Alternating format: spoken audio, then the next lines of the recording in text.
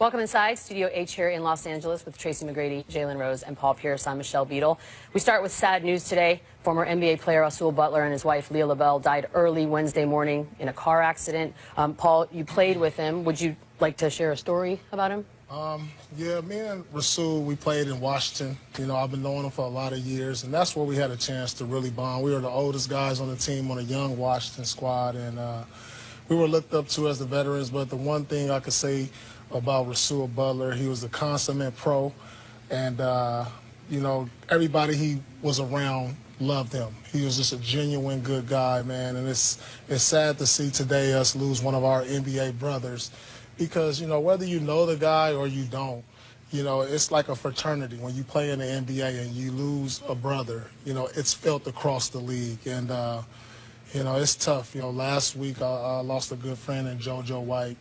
This week, Rasual Butler. So this has been a tough week, you know, on me, but all the guys in the NBA, because we share, you know, each other's, the things that we've been through, you know, being in the NBA and going through the things we go through. So this is a very difficult moment for not only me, but a lot of guys around the NBA. Well said, Paul. And the thing about being a part of this NBA family is that it is really a small fraternity, as Paul mentioned. There are 4,000 people to ever play in an NBA game.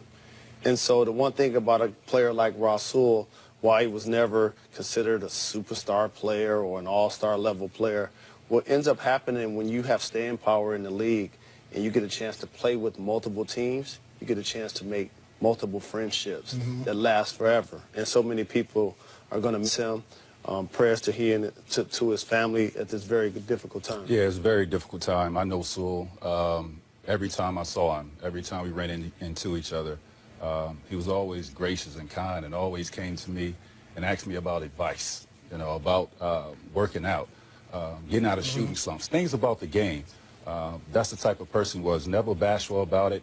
And what I appreciate about him is he was a late second-round pick in 2002, and he worked his butt off to last 14 years in this league. Although he was in and out at one point, he came back at the age of like 32 and lasted a couple more years. So this condolences go out to his wife's family and his family as well, and it's just a sad day for the NBA family. Because you know why this hits me? Maybe death hits people different, but like when you're not only a teammate but an actual friend, you know, off the court. You know, we share moments off the court. You know, I put up today on Instagram, on my Twitter, a couple of the moments that we was able to share off the court, and so, you know, that's him and his lovely wife. You know, that's why it's a little more difficult for me to swallow. When I heard it this morning, it just it brought me to tears, and, you know, you hate to see this to somebody who's close to you. Thanks, guys. Thanks for sharing. Rasual Butler was 38.